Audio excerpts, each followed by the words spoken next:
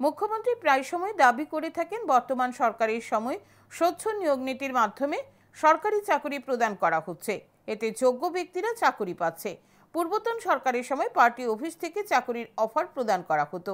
মুখ্যমন্ত্রীর এই বক্তব্যের পাল্টা জবাব দিতে গিয়ে বিরোধী দলনেতা জিতেন্দ্র চৌধুরী বলেন, চাকরি প্রদানের বিষয়টি নিরপেক্ষ। চাকরি প্রদানের বিষয়টি নির্দিষ্ট একটা পদ্ধতির মধ্য দিয়ে হয়ে থাকে, সেখানে মন্ত্রী বিধায়করা যুক্ত থাকার কথা নয়। বর্তমানে অনুষ্ঠান করে মন্ত্রী বিধায়করা অফার লেটার বিতরণ করে চাকরি প্রাপকদের প্রভাবিত করছে। তারা বোঝাতে চাইছে তারা চাকরি দিয়েছে। অনুষ্ঠান করে অফার লেটার বিতরণ করার ক্ষেত্রে কোনো আপত্তি নেই। সংশ্লিষ্ট দপ্তরের সচিব আধিকারিকরা অফার লেটার বিতরণ করতে পারেন। বিধায়ক কিংবা মন্ত্রীরা রাজনৈতিক ব্যক্তিত্ব। বামফ্রন্ট সরকারের 25 বছরে পার্টি অফিসে মন্ত্রীর বাড়িতে কিংবা অনুষ্ঠান করে অফার বিতরণ করা হয়েছে কেউ বলতে পারবে না।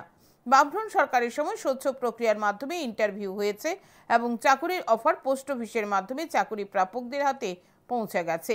তার মাঝে কোনো জনপ্রতিনিধি কিংবা রাজনৈতিক ব্যক্তির হস্তক্ষেপ ছিল না। বর্তমানে স্বচ্ছতার নামে কি হচ্ছে তা নিয়েও প্রশ্ন উত্থাপন করেন বিরোধী দলনেতা জিতেন্দ্র চৌধুরী।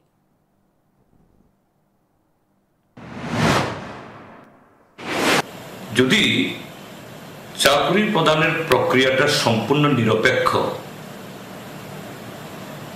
সম্পূর্ণ একটা নির্দিষ্ট সিস্টেমের মধ্য দিয়ে হয়ে থাকে,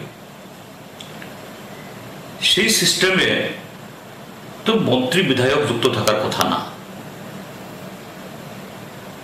এবং এরকম ভাবে চাকরি অফার দেওয়ার যে অনুষ্ঠান সেখানে হয়, সেখানে মন্ত্রী বিধায়কদের উপস্থিতি মঞ্চ আলো করা, তার অর্থটা কি? অর্থাৎ যারা চাকরি পাচ্ছেন তাদেরকে প্রভাবিত করা, দেখো আমরা তোমাদের চাকরি দিচ্ছি,